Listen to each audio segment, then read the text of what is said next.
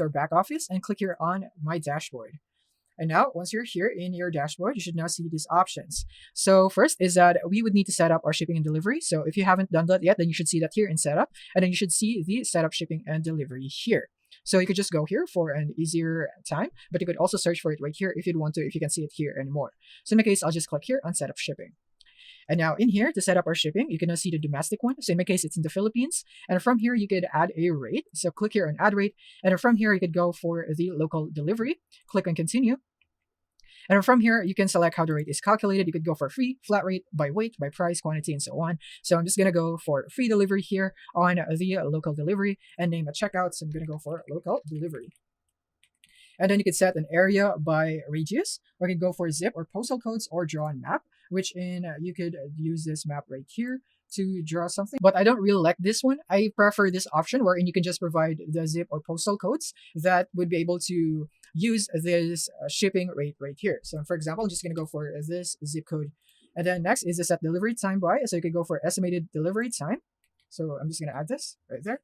And then I can go for delivery time slots right here, depending on what you'd want. In my case, I'll just go for estimated delivery time, and I'm going to set the time to 7 to 14 days.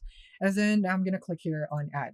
And now I'd be able to add that shipping here on domestic. And now if you'd want to add international, just click here again. And from here, you could go for shipping, local delivery, or pickup again. So in international, it's probably shipping. So you could set how to calculate shipping rates for all destinations.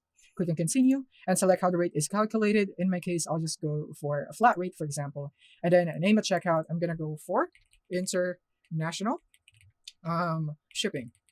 And then estimated delivery time is I could go for 14 to 21 days right there.